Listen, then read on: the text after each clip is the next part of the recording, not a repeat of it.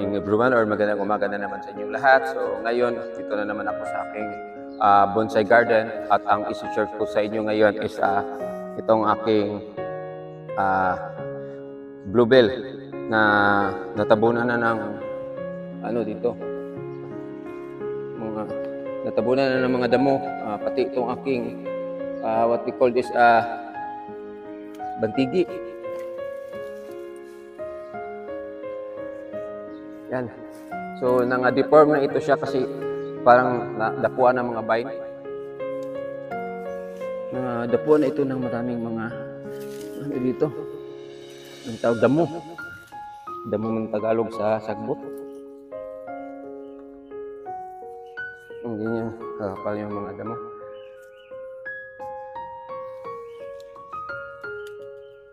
So itong bluebell, nalimutan ko. So, malaman nga, ano na kanyang itsura nito.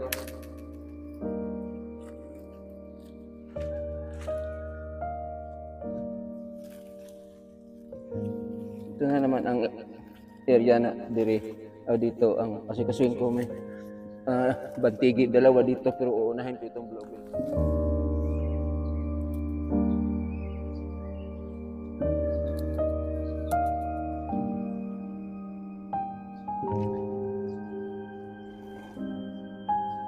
Iglusot na ng gamot sa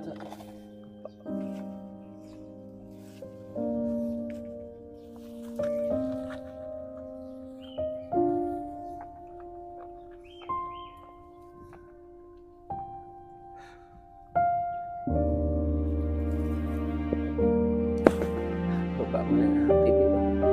Tapos na yan. Ito na naman.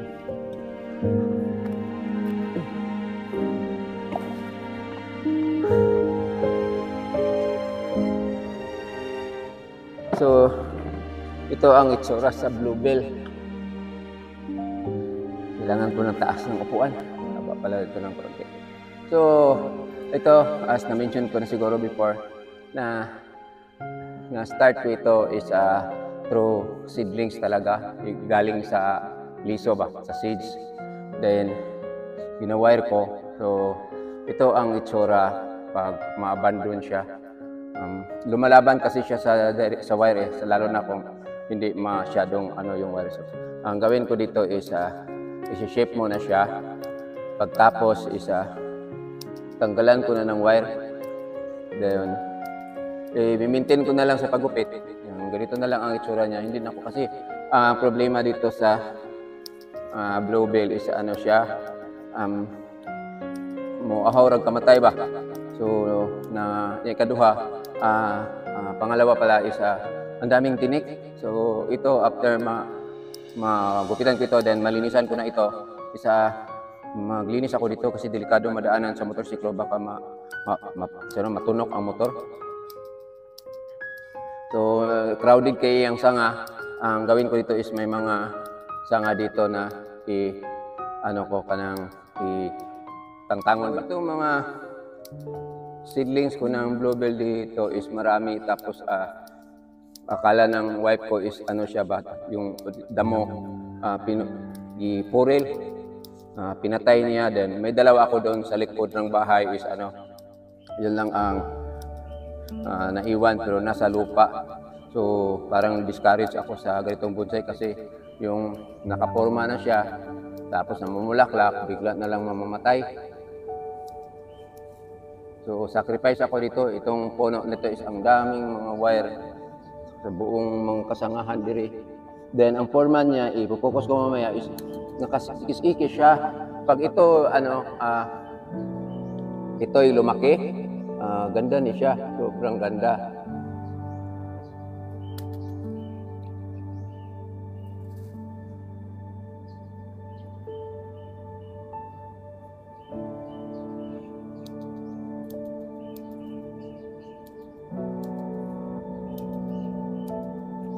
Nako.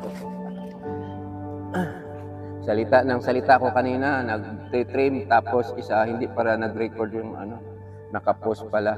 Pagtingin ko wala, naka-pre. So ayan, naalutan na siya gamay dahil hindi naka-play yung kanina. So ito ang itsura ng aking bluebell. May mga sanga nga nasa sulod, tanggalin ko para pagtingin mo nasa ilalim ka ng puno is parang mura pa siya tinuod ng kahoy. So i-reduce ko yung mga dahon. So according to my kaibigan na sabi niya sa akin, walang pangit sa bonsai basta lang seryoso ka gumagawa. So totoo naman yung sinabi niya, that's relate ko. Kaya lang minsan may mga ibang mag-comment ba, so di natin may iwasan yan, ilahap ko na mingon nga dili gwapo kuman man na kaayo sa mga mahilig mang singalan anak term anong mo comment tayo og negative sa imong gama. So, na ang ako lang, sa akin lang is natuwa ko kasi kahit paano may bluebell naman ako nga alaga, diba?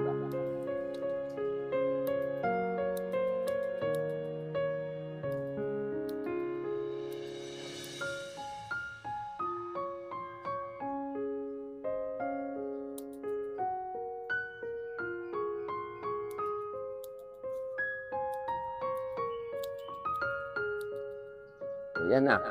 So, ang front ko dyan. So, opening dito makita. So, try ko i-focus. Baka sakaling malimutan ko na mag-play. Tapos, yung mga wire, hindi pa naglulubunan. Pero wala na akong choice. Kailangan ko na lang siguro ito tanggalin. Or pabayaan na lang muna. Kasi minsan, malimutan natin din. Itong bluebell, pag malimutan mo matanggal ang wire, there's a tendency nga mamatay ng sangang imong dito yung wire. This one, may mga wire ko dito nga patay ng sanga, so usik running wire, so tangtangan na lang ako ni. Itong primary trunk niya is hindi lumalaki, ang secondary mong lumalaki, so kailangan makahabol sana. So yung pagtanggal sa wire nito hindi ko na lang mapakita, basta na-share ko naman sa inyo na kahit paano may bluebell din akong bonsai materials. So para sa akin, kasi ako man nagawa, nagandahan ako, pero iiwan ko lang sa iba ko nagandahan kasi sila. So ang problema lang kaya sa bluebell is maraming tinik. So pakita ko sa inyo kung ano nang itsura. So ito na yung mga sangang naputol ko sa aking bluebell. Kaya nagkalat kasi binunot ko yung bluebell dito sa gitna bahagi para mas maklaro. Then marami pa mga pinutol ko itong mga bluebell na sanga or mga tawag yun, sanga. So ito ang itsura sa niya, yung foundation. Tapos umiikot yan, ikot hanggang sa taas, lagi nakiikot-ikot yan. So yun lang ang nakaya ko sa paggawa ng form.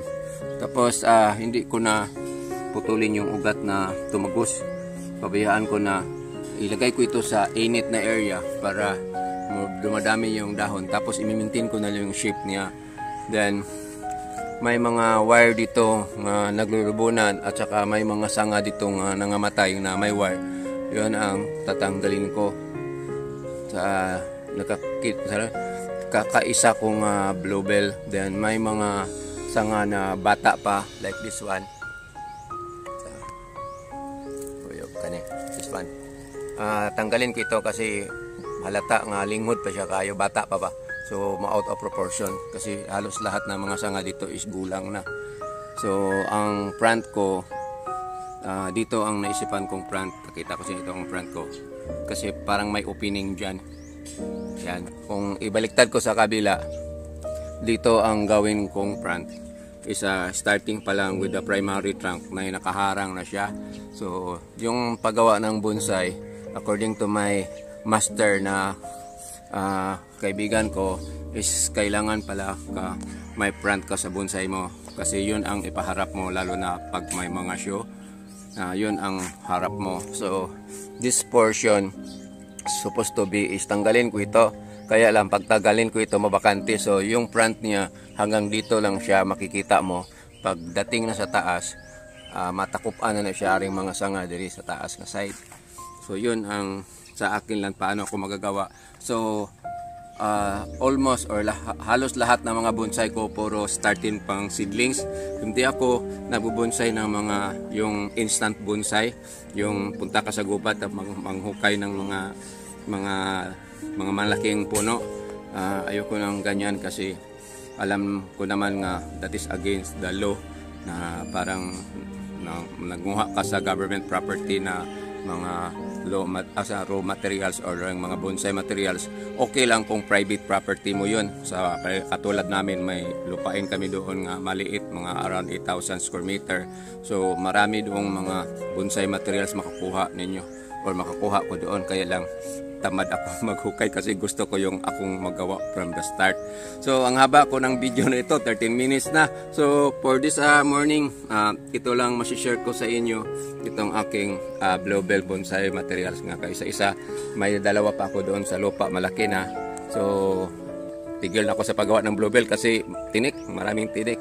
So for this morning, ito lang masishare ko sa inyo. Maraming salamat sa panonood. Hope you like my video. Thank you very much for watching. God bless you all. Have a nice morning ahead of you. Bye-bye.